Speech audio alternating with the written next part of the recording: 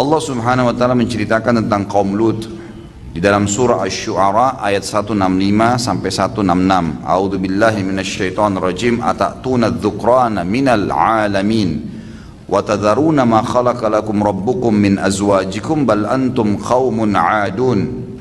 Kata Nabi Lut alaihissalam kepada kaumnya, apakah kalian mendatangi jenis laki-laki dari manusia dan kalian tinggalkan istri-istri yang dijadikan oleh Rabb kalian untuk kalian, bahkan kalian adalah orang-orang yang melampaui batas. Tentu lanjutan ayat Al-Quran banyak menceritakan tentang keadaan mereka. Di antaranya adalah dalam surah Al-Anbiya disebutkan, lanjutan dalam surah Asy-Syu'ara ini juga ada, bagaimana Allah Azza wa Jalla mengatakan, ya, faja'alna 'aliyaha safilaha wa amtarna 'alaiha hijaratan, ya. Dan kami balik negeri mereka. Pada saat Nabi Lut alaihissalam sudah nasihatin berulang-ulang, mereka nggak mau, maka Allah mengatakan kami balik, kami jadikan bagian bawah negeri mereka, kami balik ke atas, kemudian kami jatuhkan, gitu kan. Sampai ditemukan, diadakan penelitian oleh sebagian ilmuwan Muslim, ditemukan di wilayah yang diprediksi itu adalah wilayah kaum Lut, ada gunung yang terbalik di wilayah Yordania, di Laut Mati, gitu kan. Memang di situ ada gunung yang terbalik, bagian atas gunung di bawah, gitu kan. Jadi gunung itu bagian atasnya yang runcing tertanam di bawah dan bagian bawahnya, ya, itu di atas malah.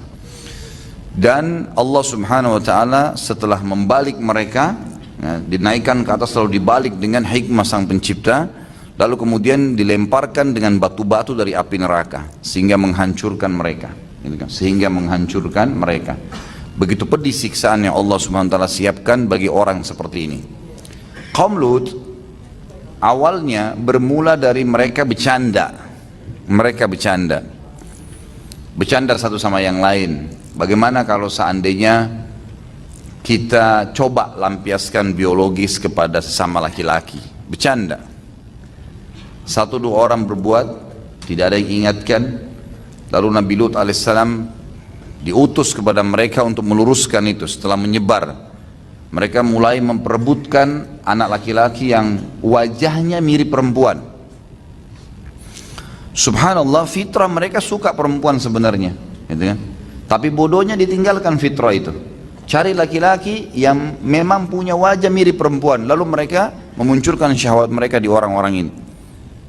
Nabi Lut alaihissalam nasihatin tidak mau tahu. Bahkan sudah menjadi sebuah kebiasaan di semua klub-klub mereka yang mereka kumpul. Dalam Al-Quran dikatakan nadi wa ta'tuna fi nadikumul munkar, dan kalian datangkan di nadi-nadi kalian, di tempat-tempat kalian ngumpul, itu kemungkaran. Sampai mereka negosiasi di situ. Banyak perempuan dari kaum Nabi Lut keluar dari wilayah itu karena tidak mau dinikahi oleh laki-laki. Sedikit yang menikah. Yang menikah itu hanya supaya punya keturunan. Itu pun kalau sudah punya anak laki-laki, dan anak laki-laki itu ganteng, ayahnya sendiri bisa homoi anaknya. Penyakit jiwa yang luar biasa, gitu kan. Dan bisa anak itu diperebutkan oleh orang lain sampai membunuh ayahnya si anak ini untuk memperebutkan anak tadi. Mereka saling bunuh-membunuh di jalanan untuk memperebutkan laki-laki yang dianggap ganteng karena mirip dengan perempuan, ya. Ini luar biasa, penyakit, dan itu merata, dibiarkan merata. Nabi Lut alaihissalam diutus khusus meluruskan tentang kesalahan itu. Selain syariat Allah SWT yang lain, khusus meluruskan. Tiap hari nasihatnya Nabi Lut alaihissalam, ngapain kalian ini? Ada perempuan, gitu kan? Nggak mau. Engkau sudah tahu Lut apa yang kami inginkan. Sampai waktu Allah Azza wa Jalla mengutus dua malaikat yang menyampaikan berita gembira kepada Ibrahim alaihissalam yang ada di Palestina waktu itu. Ini wilayah Yordania, cuma perbatasan negara. Waktu itu wilayah Palestina ada Ibrahim alaihissalam dengan istrinya Sarah. Sarah sudah sangat tua, 60 tahun, ingin punya anak. Allah SWT sampaikan berita gembira kepada Ibrahim alaihissalam kalau istrinya akan hamil, sekaligus akan menghancurkan kaum Lut. Waktu malaikat datang, malaikat menjelma jadi manusia. Dan kalau malaikat menjelma jadi manusia, menjadi laki-laki yang sangat ganteng, kekar, gagah, dan seterusnya. Yang jelas, jalanlah dua malaikat ini menuju kaum Lut, ya.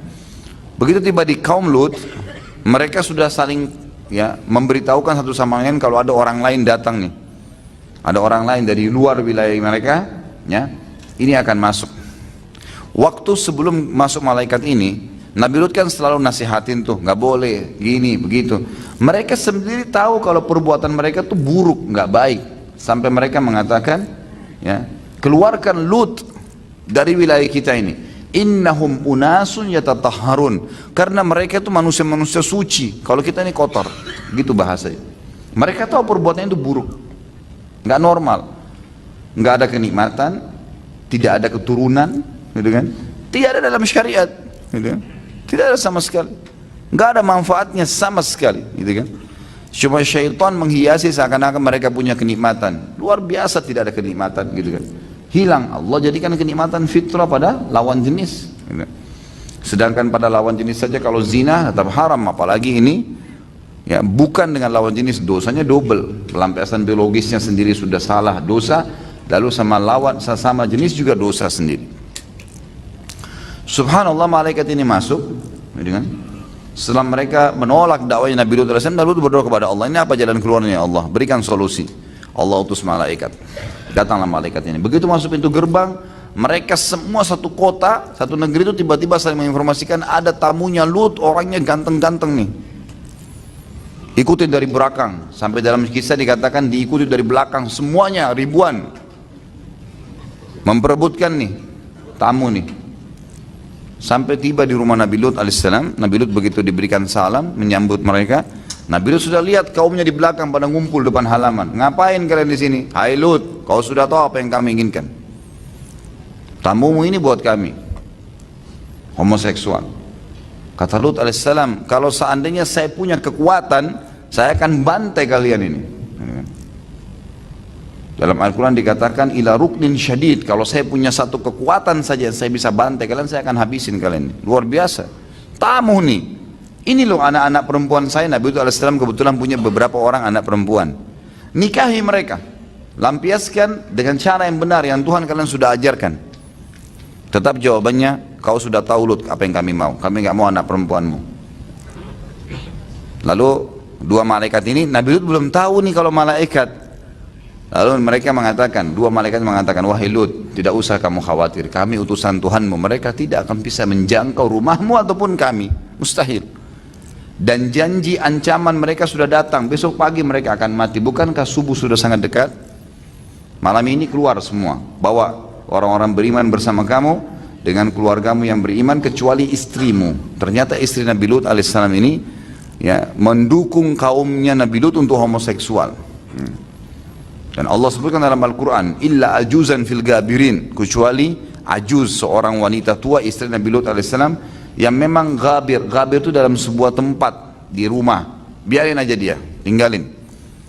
Dan jangan, kata Allah subhanahu wa ta'ala, wala yaltafit minkum ahada, dan kalau sudah jalan jangan balik ke belakang, karena kalau balik melihat azab yang sedang menimpa mereka, kalian akan kena juga azab itu. Maka Nabi Lut alaihissalam keluar segera mengajak orang-orang beriman malam itu, dan subhanallah Allah membuat mereka lalai pada malam itu. Mereka pesta-pesta, mabuk-mabuk, mereka melakukan homoseksual sana sini, dan ini merata, ya, terkenal negeri itu dengan memang homoseksual. Naudzubillah. Yang jelas teman-teman sekalian, keluar Nabi Lut alaihissalam menjelang sampai subuh dengan semua kaumnya, dan Allah subhanahu wa ta'ala datangkan azab buat mereka, dihancurkan semuanya, tidak tertinggal satupun, ya, kecuali orang-orang yang sudah beriman kepada Nabi Lut alaihissalam. Ada beberapa ciri yang disebutkan tentang keadaan kaum Lut ini. Yang pertama, mereka, ya, suka mencontohi retorika pembicaraan wanita. Makin kelihatan seperti wanita seorang laki-laki, makin laku dia. Jadi itu dijadikan sebagai kebiasaan. Bahkan disebutkan dalam cirinya, orang tuanya mengajarkan anaknya begitu. Sebab ada daya beli. Orang-orang akan datang membeli anaknya, atau meniduri anaknya dan dia terima uang. Sudah parah sekali.